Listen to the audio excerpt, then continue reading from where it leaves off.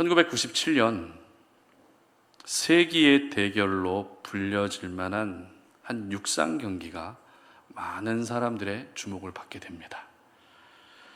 당시 100m 세계 기록 보유자였고 올림픽 금메달리스트였던 캐나다의 도노번 베일리와 역시 200m, 400m 세계 신기록 보유자이고 그리고 올림픽에서 금메달을 획득한 마이클 존슨의 150m 경기였습니다. 보통 세계에서 가장 빠른 사나이라고 하는 칭호는 100m 우승자에게 붙여지던 칭호입니다. 그런데 200m와 400m 우승자인 마이클 존슨에게 세계에서 가장 빠른 자라고 하는 그런 호칭이 붙여지면서 캐나다 국민들이 난리가 난 겁니다. 아니, 우리 도노번 베일리가 100m에서 우승했기 때문에 우리 선수가 세계에서 가장 빠른 사나이인데 왜 200m, 400m 우승한 마이클 존슨에게 그런 수식어가 붙느냐라고 난리가 납니다. 그래서 그럼 누가 가장 세계에서 빠른 사나이인지 결정해보자 해서 150m 경기를 열게 됩니다. 결과는 80m 되는 지점에서 갑작스런 마이클 존슨의 부상 기권으로 도노번 베일리의 승리로 끝이 나게 됩니다. 비록 경기는 굉장히 허무하게 끝났지만 이러한 경기는 두 번 다시 보기 힘든 세기의 대결로 기억에 남게 됐습니다. 그리고 2016년에 우리나라에서도 세기의 대결로 불려질 만한 경기가 펼쳐졌습니다. 바로 바둑 세계 1위인 이세돌과 인공지능 기술로 프로그램된 알파고의 바둑 경기입니다. 결과는 어떻게 됐죠? 4승 1패로 알파고의 승리로 끝이 나게 됩니다. 그러나 사람이 컴퓨터를 한 번이라도 이겼다는 것이 화제가 됐던 또 하나의 세기의 대결이었습니다. 그런데 오늘 본문을 보게 되면 마치 세기의 대결로 불려질 수 있을 만한 사건이 일어나게 됩니다. 바로 말씀과 마술의 대결입니다. 사실 말씀과 마술의 대결이 어떻게 세기의 대결이 될 수 있냐? 말도 안 된다라고 하는 생각이 우리 모두의 생각이죠. 하지만 오늘 본문의 배경이 되고 있는 에베소 사람들은 조금 생각이 달랐습니다. 왜냐하면 13절 상반절 말씀 함께 읽어보도록 하겠습니다. 이에 돌아다니며 마술하는 어떤 유대인들이 이렇게 기록하죠. 자, 에베소라고 하는 지역이 어떤 지역이었는가 하며 마술하는 사람들이 굉장히 많이 활동하던 지역이었습니다. 그리고 이들의 영향력이 생각보다 컸습니다. 뿐만 아닙니다. 에베소는 고대 세계 7대 불가사의 중에 하나인 아데미 신전이 있던 곳이었습니다. 이러한 에베소의 영적 상태를 보게 되면 에베소는 결코 건강하지 않은 도시였죠. 문화적으로는 화려할 수 있었지만 영적으로는 굉장히 어두운 지역, 강력한 어둠의 영이 다스리던 곳이 바로 에베소였던 것입니다. 우리가 잘 알고 있는 말씀 중에 하나님의 전신갑주를 입으라 라고 하는 말씀이 있습니다. 여러분, 이 말씀이 성경 어디에 나오는지 알고 계십니까? 에베소서 말씀에 나오죠. 사도 바울은 에베소 교회의 영적인 문제를 진단하면서 그 문제를 해결할 수 있는 방법으로 하나님의 전신갑주를 입어야 된다, 이런 말씀을 합니다. 에베소서 6장 11절과 12절 함께 읽어보도록 합니다. 마귀의 괴계를 능히 대적하기 위하여 하나님의 전신갑주를 입으라. 우리의 씨름은 혈과 육에 대한 것이 아니요 정사와 권세와 이 어두움의 세상 주관자들과 하늘에 있는 악의 영들에게 대함이라. 아멘. 이처럼 에베소는 어떤 지역이었습니까? 우상숭배의 끝판왕인 지역이었습니다. 마술사들이 굉장히 왕성하게 활동하던 그야말로 영적 암흑의 도시였습니다. 그래서 에베소 사람들은 어떤 생각을 가지고 있었는가 하면 그래도 가장 힘이 있는 것, 가장 능력이 있는 것은 바로 마술이다라고 하는 생각에 사로잡혀서 살아가고 있었던 것이죠. 따라서 말씀과 마술의 대결은 우리가 보기에는 상대도 안 되는 대결이지만 에베소 사람들에게는 자존심이 걸린 세기의 대결로 여겨질 수밖에 없었던 것입니다. 특별히 오늘 본문인 사도행전 19장을 잘 보게 되면 사도 바울이 행한 여러 가지 기적과 이사를 많이 기록하고 있습니다. 그 중에 대표적으로 어떤 사람이 사도 바울이 가지고 있던 손수건이나 그런 앞치마를 병자에게 덮었을 뿐인데 그 병자가 어떻게 됐어요? 낫게 됩니다. 신기하죠? 그리고 여러 귀신들도 막 떠나가는 기적들이 막 나타납니다. 그런데 저희들이 기억해야 할 사실은 결코 바울의 능력이 대단했기 때문에 이러한 기적이 나타나지 않았다는 것입니다. 오늘 본문은 바울이 행한 기적과 함께 곳곳에 말씀에 대한 기록을 굉장히 자주 언급하고 있습니다. 성경 몇몇 구절을 한번 찾아보도록 합니다. 먼저 8절 말씀 보시기 바랍니다. 시작. 바울이 회당에 들어가 석 달 동안 담대히 하나님 나라에 관하여 강론하며 권면하되. 자, 강론했다는 건 뭘 강론했다는 거죠? 말씀을 강론했다는 겁니다. 그리고 이어지는 9절도 보시기 바랍니다. 어떤 사람들은 마음이 굳어 순종하지 않고 무리 앞에서 이 도를 비방하거늘 바울이 그들을 떠나 제자들을 따로 세우고 두란노 서원에서 날마다 강론하니라. 역시 강론했는데 이번에 장소를 좀 옮깁니다. 두란노 서원에서 말씀을 가르쳤다는 겁니다. 그리고 이어지는 10절 말씀 보시기 바랍니다. 2해 동안 이같이 하니 아시아에 사는 자는 유대인이나 헬라인이나 다 주의 말씀을 듣더라. 수많은 사람들이 말씀을 듣게 됩니다. 그리고 오늘 본문의 결론이라 할 수 있는 20절 말씀도 읽어보겠습니다. 시작. 이와 같이 주의 말씀이 힘이 있어 흥왕하여 세력을 얻으니라. 아멘.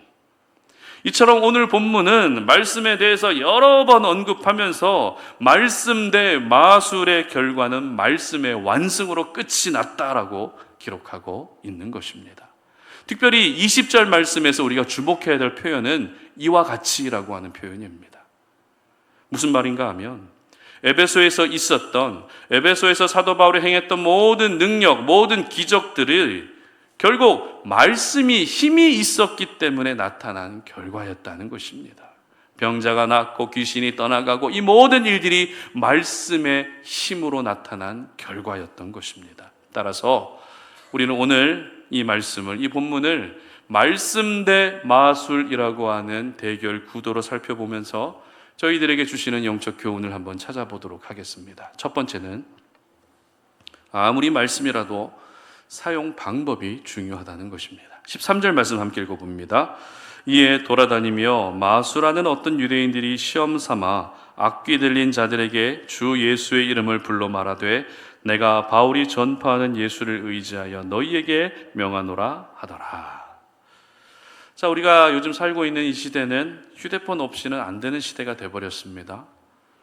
그런데 여러분, 휴대폰 중에서도 피처폰이라고 들어보셨습니까? 피처폰. 자, 피처폰은 전화나 문자 같은 가장 기본적인 기능만 들어가 있는 저가 휴대폰입니다. 요즘 출시되는 휴대폰이 비싼 만큼 여러 가지 기능들이 그 안에 다 들어가 있어요. 그러나 정작 그 기능을 제대로 활용하는 사람들은 그렇게 많지 않습니다. 여러분, 주로 사용하는 휴대폰 기능이 뭐가 있죠? 전화, 문자, 카메라, 인터넷 검색, 이게 다 아닙니까? 어떤 분은 핸드폰 후레쉬. 이렇게 우리가 사용하는 비싼 100만 원이 넘어가는 그런 비싼 휴대폰을 사용하면서도 제대로 된 기능을 다 활용하지 못하면서 살아가는 사람들이 굉장히 많습니다. 그래서 휴대폰을 피처폰으로 바꾸는 분들이 많습니다. 아무리 좋은 휴대폰이라도 사용 방법을 모르면 휴대폰의 최첨단 기능을 경험할 수가 없는 것이죠. 언젠가 한번 제가 말씀드렸던 기억이 있는데요. 저는 시골에서 살다가 초등학교 4학년 때 서울로 전학을 왔습니다. 전학 오고 나서 얼마 되지 않아서 같은 반 친구에게 생일 초대를 받았습니다. 얼마나 고맙습니까? 시골에서 올라온 친구, 표준어도 사용 못하고 사투리를 쓰고 있는 그 친구를 불쌍히 여겨서 너 내 생일에 올래? 해서 생일 초대를 받았습니다. 그래서 필통 하나를 선물로 사서 친구가 알려준 그 주소대로 집을 찾아갔습니다. 그런데 친구 집이 어디였는가 하면 고층 아파트였어요. 제가 살고 있던 그 시골은 엘리베이터를 제가 그 시골에 살면서 한 번도 본 적이 없습니다. 초등학교 4학년 때까지. 그리고 제가 살고 있던 그 동네는 제일 높은 건물이 1층 건물의 옥상이었어요. 2층 건물도 아닙니다. 1층 건물의 옥상. 그러니까 옥상에 올라가면 동네가 다 보이는 그런 완전 시골 마을이었습니다. 엘리베이터를 보지도 못했고 타보지도 못했고, 근데 친구 집에 올라가려고 하는데 제 눈앞에 엘리베이터가 있는 겁니다. 사용 방법을 모르는 거예요. 여러분 생각하기에 말도 안 되지만, 여러분 시골에서 지금까지 10년 동안 시골에 살면서, 태어날 때부터 10살 때까지 시골에 살면서 엘리베이터를 한 번도 겪어보지 못한 사람이 엘리베이터 앞에 섰을 때 그 당황스러운 마음을 여러분 이해가 되실지 잘 모르겠습니다. 얼마나 겁이 났는지 모릅니다. 뭘 눌러야 될지도 모르겠고, 그래서 어떻게 했을까요? 다른 사람들이 올 때까지 기다렸을까요? 그렇지 않죠. 14층까지 걸어 올라갔습니다. 땀 뻘뻘 흘리면서, 그 친구가 얼마나 황당했겠어요. 얘가 뭐하고 올라왔는지, 뭐하고 왔는지 땀을 그렇게 뻘뻘 흘리면서 축하해 그러면서 또 생일 선물이라고는 필통 하나 이렇게 딱 던져주고 있는 그 모습이 얼마나 불쌍하게 보였겠습니까? 여러분, 아무리 좋고 아무리 편리한 것이라도 사용 방법을 모르면 그 본연의 모든 기능들을 제대로 누릴 수가 없는 것입니다. 자, 그렇다면 여러분에게 질문합니다. 여러분, 말씀이 좋으십니까? 안 좋으십니까? 말씀이 좋죠. 말씀은 힘이 있기 때문에 여러모로 우리에게 많은 유익을 줍니다. 그러나 아무리 말씀이라도 사용 방법을 모르고 잘못 사용하게 되면 말씀의 능력을 전혀 경험할 수 없게 되는 것입니다. 바울은 오늘 본문에서 에베소의 두란노 서원에서 2년간 열심히 말씀을 전합니다. 그리고 하나님은 이러한 바울을 통해서 놀라운 기적들을 막 나타내 보이십니다. 그런데 바울의 이런 신기한 능력을 보면서 부러워했던 사람들이 있습니다.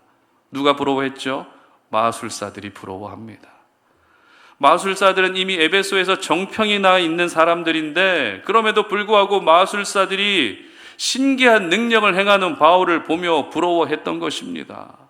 이렇게 마술사들이 바울을 부러워했다는 것은 마술사 본인들이 지금 어떤 생각을 가지고 있었던 걸까요? 자기가 하고 있는 그 마술이 가짜다, 속임수다, 이걸 인정하고 있었다는 말이 되는 것입니다. 특별히 마술사들이 가장 부러워했던 바울의 능력은 병을 낫게 하는 능력이 아니라 귀신을 내쫓는 능력을 부러워했습니다. 그 당시에 귀신에 사로잡혀 사람들이 굉장히 많았기 때문이겠죠. 그래서 귀신을 내쫓기 위해서 어떻게 하는가 하면, 우리가 자주 사용하는 방법이 있죠. 예수의 이름을 선포합니다. 예수의 이름을 선포하면서 귀신을 내쫓으려고 합니다. 여러분, 분명히 제가 말씀드리지만 예수님의 이름을 선포하면 귀신이 떠나는 줄 믿으시기를 바랍니다. 그런데 마술사들이 예수의 이름을 선포했는데도 귀신이 안 떠나는 겁니다. 그렇다면 오늘 마술사들의 문제가 뭐였을까요? 예수님의 이름을 선포하면 귀신이 떠나는 게 맞는데 안 떠나요. 다시 13절 말씀 보시기 바랍니다. 이에 돌아다니며 마술하는 어떤 유대인들이 시험삼아 악귀 들린 자들에게 주 예수의 이름을 불러 말하되 내가 바울이 전파하는 예수를 의지하여 너희에게 명하노라 하더라. 바로 시험삼아 예수의 이름을 선포했고 시험삼아 말씀을 선포했다는 것입니다. 그리고 바울이 전파하는 예수를 의지하여 내가 너희에게 명한다, 이렇게 말하고 있죠. 바울이 전파하는 예수를 내가 너희에게 말한다. 여러분, 이 표현에서 잘못된 게 뭘까요? 내가 예수의 이름을 전하기는 전하고 있는데, 예수의 이름을 선포하고 있기는 한데, 그 예수의 이름이 바울이 전파하고 있는 예수의 이름을 내가 전한다, 이렇게 얘기했습니다. 뭐가 문제입니까? 바로 내가 경험한 예수님이 아니라 바울이 의지하고 있는 예수님의 이름을 선포했다는 것입니다. 다시 말해서 내가 경험한 하나님의 말씀을 선포하지 않고 다른 누군가가 경험했던 말씀으로 선포했다는 것, 이것이 바로 마술사들의 치명적인 문제였습니다. 그런데 이렇게 잘못된 말씀 사용 방법으로 귀신을 쫓으려고 했던 사람들이 또 있었습니다. 14절 함께 읽어봅니다. 유대의 한 제사장 스게와의 7 아들도 이 일을 행하더니, 바로 제사장의 7 아들도 역시 잘못된 말씀 사용 방법으로 귀신을 내쫓으려고 했던 것이죠. 여러분, 아무리 말씀이 힘이 있어도 사용 방법이 잘못되면 역사가 나타나지 않습니다. 말씀은 하나님의 능력을 담아내고 있지만 올바로 그 말씀을 사용하지 않게 되면 전혀 하나님의 능력이 나타나지 않는 것입니다. 그렇다면 제사장의 7 아들이 이렇게 잘못된 말씀 사용 방법으로 귀신을 쫓으려고 했을 때 귀신이 어떻게 대답했을까요? 15절 말씀 읽어보겠습니다. 악기가 대답하여 이르되 내가 예수도 알고 바울도 알거니와 너희는 누구냐 하며, 예수도 알고 바울도 아는데 도대체 너희들은 누군지 내가 모르겠다. 이것이 바로 귀신의 대답이었습니다. 생각해 보십시오. 얼마나 부끄러운 일입니까? 말씀의 능력을 경험하지 못하는 것도 창피한데 오히려 귀신에게서도 무시당하는 이 상황이 제사장의 아들로서 얼마나 수치스럽습니까? 만약 여러분에게 귀신이 나타나서 예수도 알고 바울도 아는데 너는 누구냐? 나는 예수 믿는 하나님의 자녀인데 우리를 향해서 넌 누구냐? 이렇게 물어본다면 굉장히 내 정체성이 흔들리지 않겠습니까? 나는 과연 하나님의 자녀인가? 이런 생각이 들지 않겠습니까? 오늘 저희들은 마술사와 제사장의 7 아들을 보며 말씀 사용 방법이 잘못되는 순간 오히려 역효과가 날 수 있다는 것을 잊으면 안 됩니다. 그렇다면 말씀을 올바로 사용하는 것이란 어떻게 사용하는 것일까요? 오늘 본문을 통해서 깨달을 수 있는 사실은 2가지입니다. 첫 번째는 시험 삼아 말씀을 대하지 말고 언제나 전적인 신뢰와 확신과 믿음을 가지고 말씀을 대할 수 있어야 되는 것입니다. 시험 삼아 말씀을 대했다는 것은 정말 귀신이 나가는지 안 나가는지 혹시나 하는 마음으로 그렇게 말씀을 선포했다는 겁니다. 한번 해봤다는 겁니다. 돼도 그만 안 돼도 그만 그냥 장난삼아 한번 해봤다는 겁니다. 말씀을 선포하긴 했지만 믿음이 전혀 없는 가운데 모든 의심의 마음만 가득 품은 채 말씀을 선포했던 것입니다. 여러분, 하나님의 말씀은 능력이고 하나님의 말씀은 힘인 줄 믿으시기를 바랍니다. 따라서 하나님의 말씀을 장난처럼 대하시면 안 됩니다. 하나님의 말씀을 의심해서도 안 됩니다. 말씀이라는 것은 반드시 이루어진다라고 하는 그 믿음이 전제되어 있을 때 마술을 이기는 말씀의 능력이 나타나게 되는 것입니다. 그러므로 여러분 모두가 하나님의 말씀을 더욱더 진지하게 받아들이시기를 바랍니다. 말씀을 생명처럼 여기시기를 바랍니다. 말씀에 순종했을 때, 말씀대로 살아갔을 때 하나님이 내 인생 반드시 책임져 준다는 그 믿음을 가지고 말씀을 대할 수 있기를 주님의 이름으로 축복합니다. 자, 그리고 말씀을 올바로 대하는 2번째 방법이 있습니다. 2번째 방법은 내가 경험한 말씀이 있어야 한다는 것입니다. 다시 말해서 저희들은 바울이 경험한 말씀을 가지고 살면 안 된다는 겁니다. 부모님이 경험한 말씀으로 내가 살면 안 된다는 겁니다. 내가 직접 경험한 말씀으로 살 때 그 말씀이 능력으로 나타나는 것입니다. 신약 성경을 보면 말씀을 의미하는 헬라어가 크게 2가지가 있습니다. 하나는 로고스이고 하나는 레마입니다. 로고스와 레마, 차이점이 있어요. 로고스는 쉽게 말해서 성경에 기록된 모든 진리의 말씀이 로고스입니다. 그리고 말씀이 육신이 되어 이 땅 가운데 오신 예수 그리스도도 로고스가 되십니다. 반면에 레마는 그 말씀을 내게 주시는 말씀으로 받아들이는 것이 바로 레마입니다.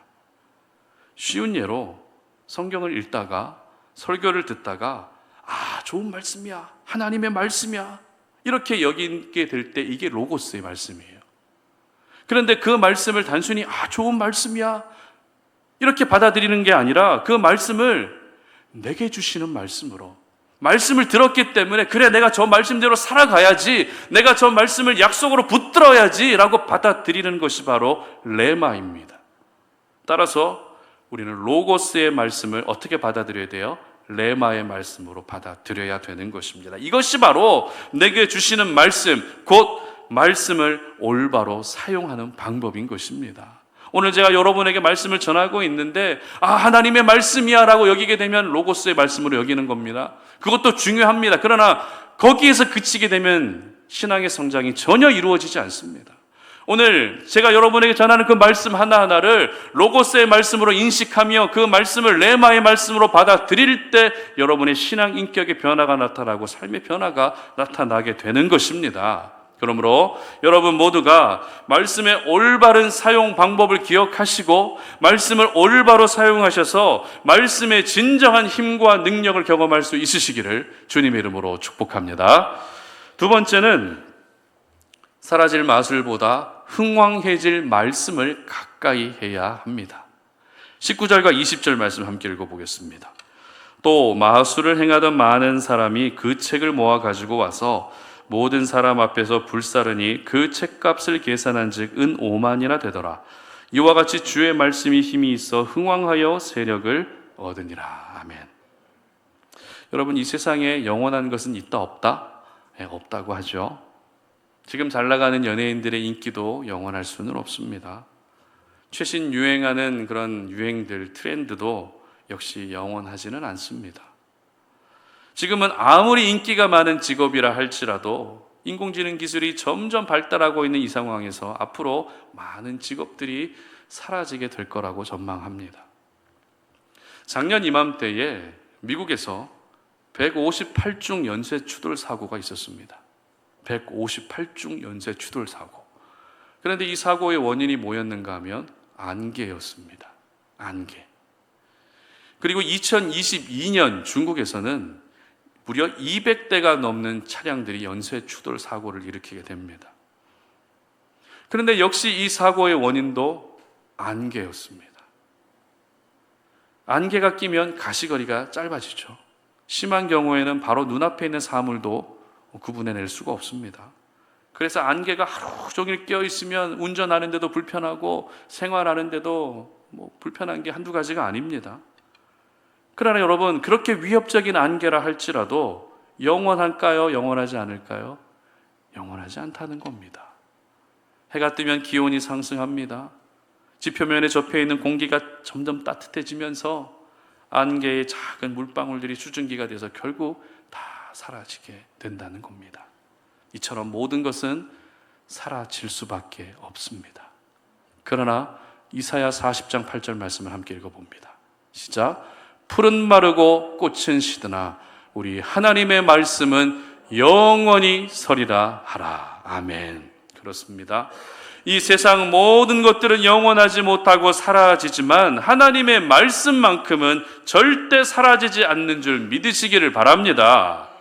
앞서 살펴본 것처럼 제사장의 7 아들이 말씀을 가볍게 여기고 장난처럼 시험 삼아 귀신을 쫓아내려고 하지만 귀신은 전혀 나가지도 않습니다. 오히려 예수도 알고 바울도 아는데 너는 누구냐? 제사장의 아들들에게 너는 누구냐라고 얘기했으니 제사장의 아들들이 얼마나 창피했겠습니까? 이 사건을 접한 많은 사람들은 귀신이 예수님도 알고 있네, 귀신이 예수님을 인정하고 있네 라고 하며 깜짝 놀랍니다. 그리고 많은 사람들이 믿음을 갖게 됩니다. 그런데 마술사들에게서도 나타난 놀라운 변화가 있었습니다. 어떤 변화가 있었습니까? 마술과 관련된 모든 책들을 다 불태워버립니다. 참고로 이때 불사른 책값이 무려 은 5만이나 됐다고 기록하고 있죠.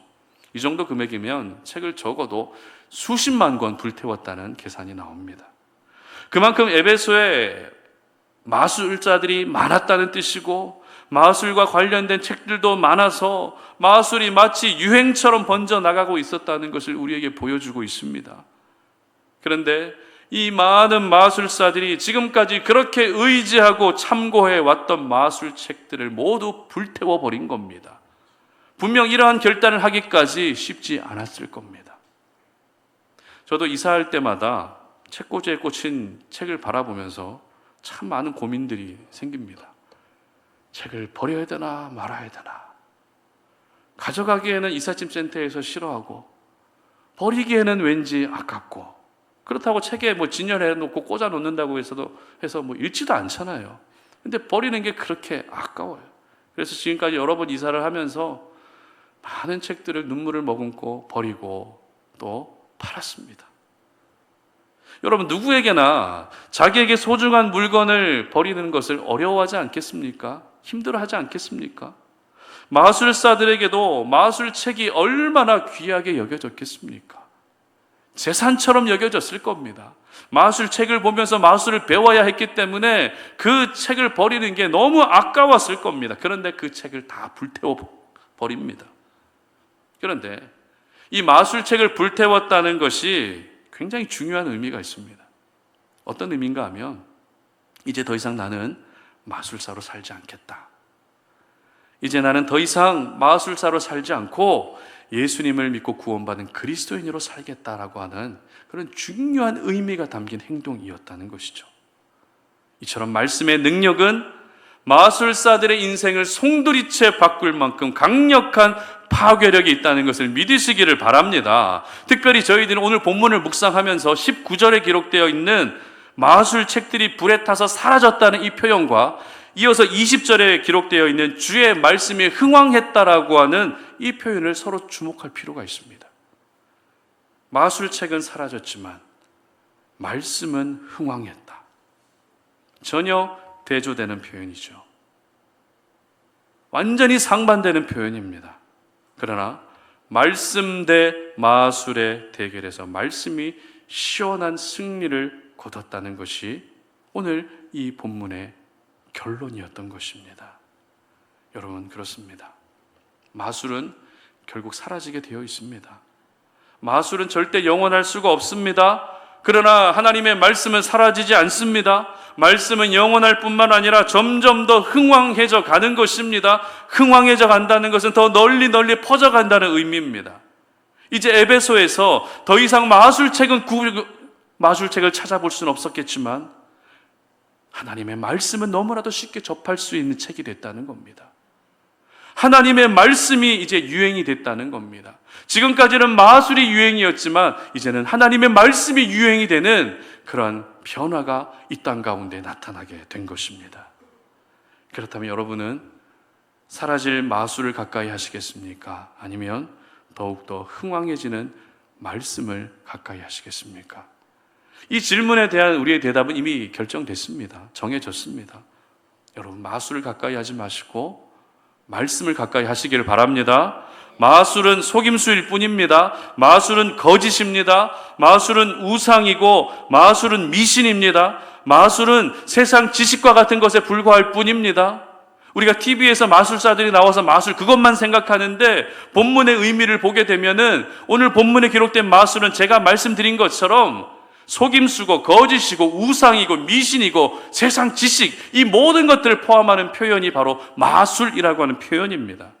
그러나 말씀은 어떻습니까? 말씀은 진리입니다. 말씀은 사실이고 말씀은 하나님 그 자체입니다. 말씀은 세상 지식이 아니라 하늘의 지혜인 줄 믿으시기를 바랍니다. 따라서 우리 모두가 사모하고 가까이 해야 할 것은 바로 하나님의 말씀인 줄 믿으시기를 바랍니다.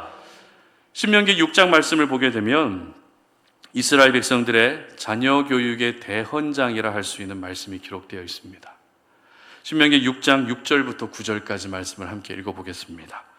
오늘 내가 네게 명하는 이 말씀을 너는 마음에 새기고 내 자녀에게 부지런히 가르치며 집에 앉았을 때에든지 길을 갈 때에든지 누워 있을 때에든지 일어날 때에든지 이 말씀을 강론할 것이며 너는 또 그것을 내 손목에 매어 기호를 삼으며 내 미간에 붙여 표로 삼고 또 내 집 문설주와 바깥 문에 기록할지니라. 아멘.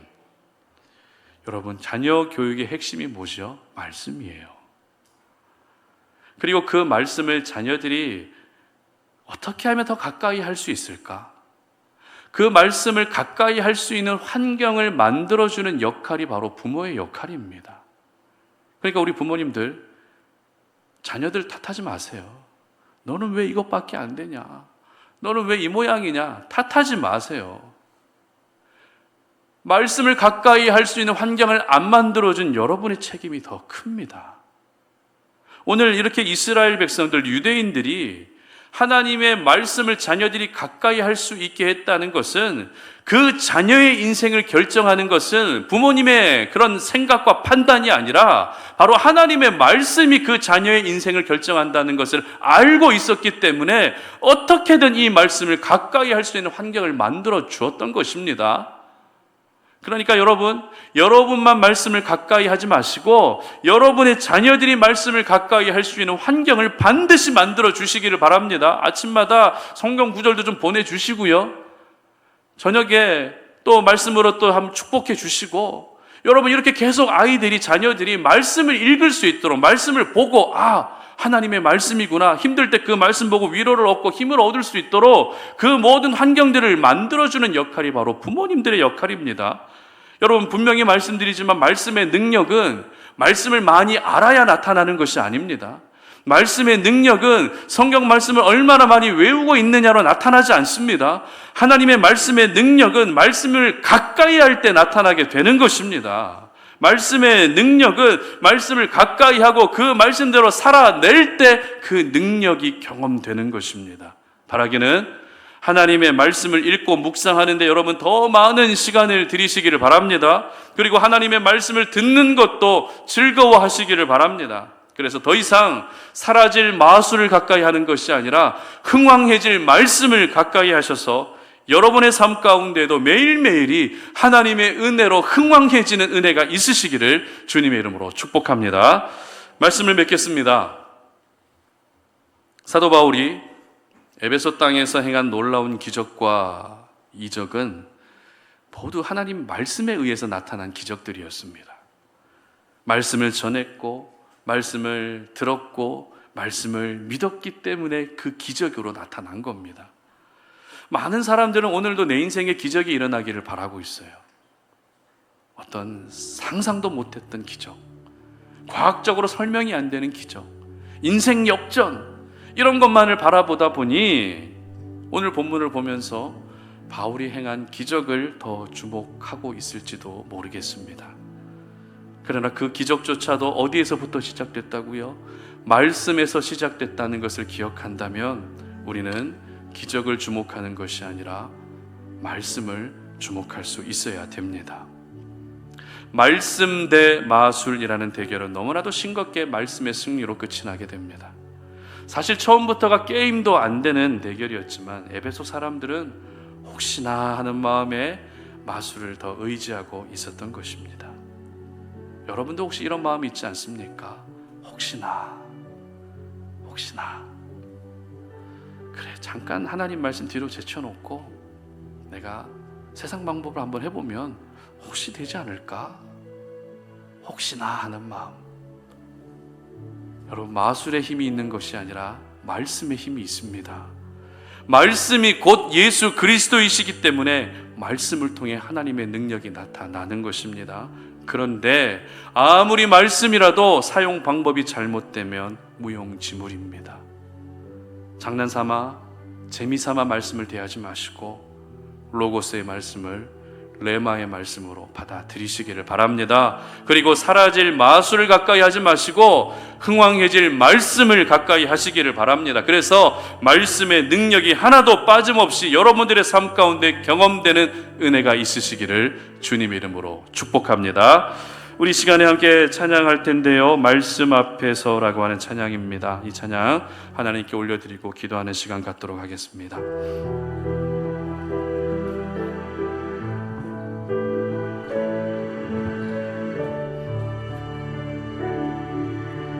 말씀 앞에서 경외함으로 주께 홀로 섭니다. 생명의 말씀 읽고 순종해 주를 예배합니다. 기록된 말씀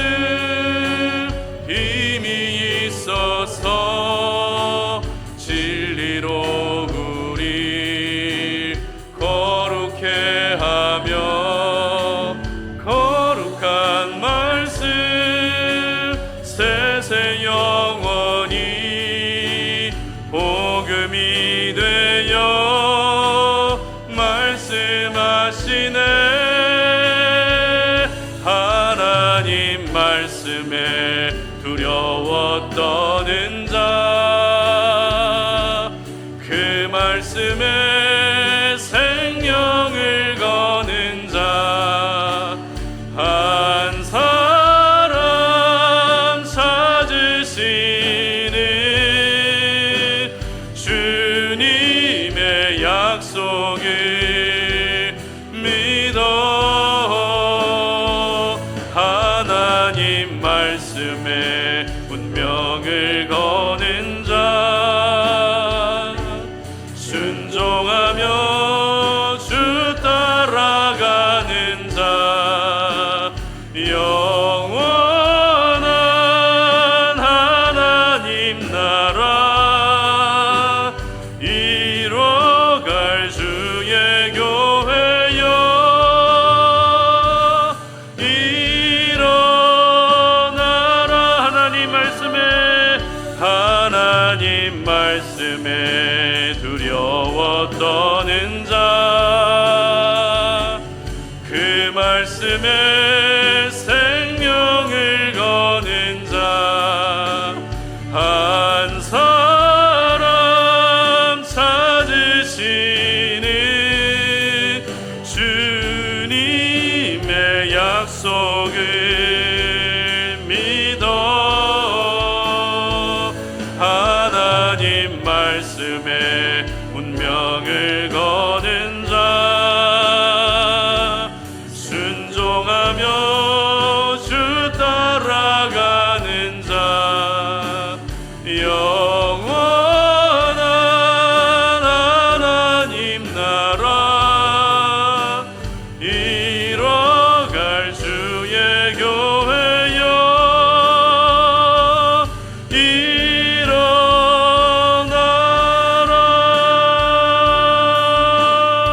아멘. 우리 시간 함께 기도하며 나아가겠습니다. 말씀과 마술, 말도 안 되는 대결입니다. 대결해봤자 승부는 이미 결정이 난 대결입니다. 그럼에도 불구하고 에베소 사람들은 혹시나 마술이 이길 수 있지 않을까 무모한 대결을 걸어옵니다. 그러나 그 결과는 모든 마술책들은 불태워 사라지지만 하나님의 말씀은 흥왕하여 더 힘을 얻고 세력을 키워나갔다라고 오늘 본문은 분명히 우리에게 말씀하고 있습니다. 여러분, 마술에 소망이 있는 것이 아니라 말씀에 소망이 있는 것입니다. 마술은 사라지지만 말씀은 사라지지 않습니다. 마술은 우상 섬김이고 미신이지만 말씀은 하나님을 섬기는 것이고 진정한 신앙의 핵심입니다.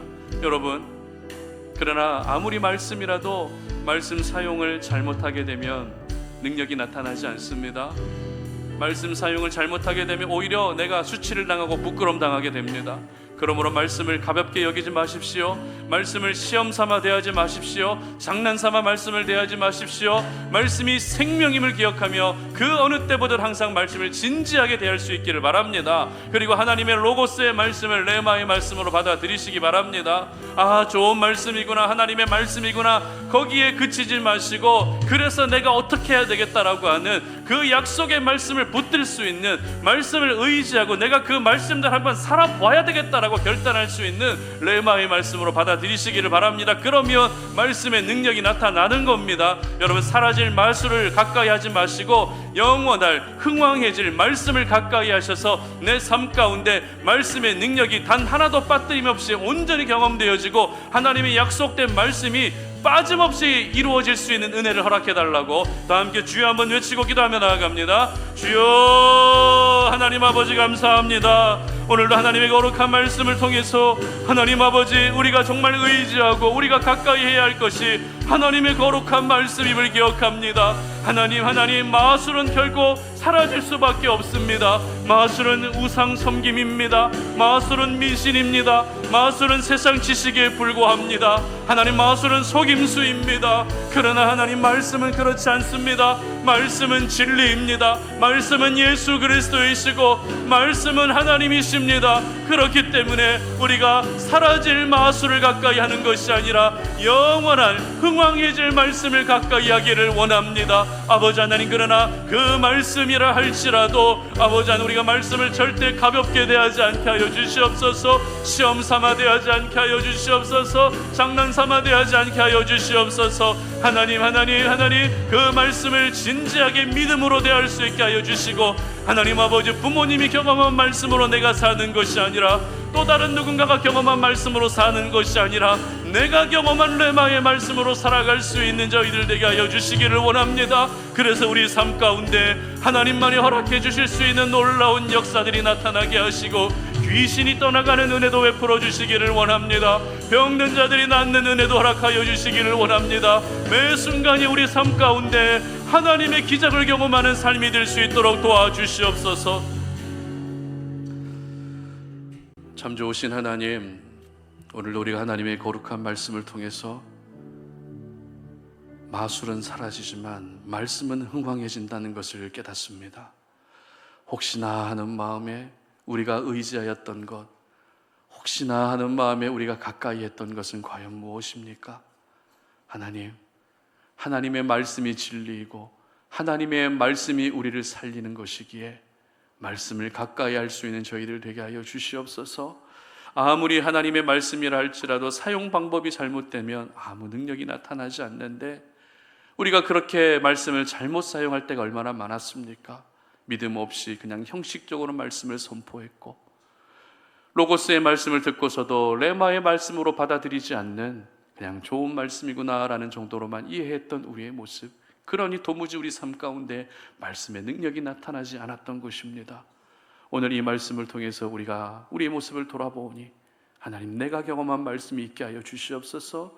하나님의 거룩한 말씀을 내게 주시는 약속의 말씀으로 받아들일 수 있게 하여 주시고, 그리고 사라질 마술을 더 이상 가까이 하지 않게 하시고 흥왕해질 말씀을 가까이 해서 말씀의 능력이 우리 삶 가운데 날마다 나타날 수 있도록 도와주시옵소서. 이제는 우리 주 예수 그리스도의 은혜와 하나님 아버지의 끝없는 사랑과 성령의 교통하심이 오늘 이 시간 주님의 거룩한 말씀 앞에 진정한 말씀의 능력을 경험하고 그 말씀을 통해 하나님의 살아계심을 경험하기를 소망하는, 마술보다 말씀을 더 의지하며 살기를 소망하는 우리 모든 송탄 오륜의 가족들 머리 위에 이제로부터 영원토록 함께 하시기를 간절히 축원하옵나이다. 아멘.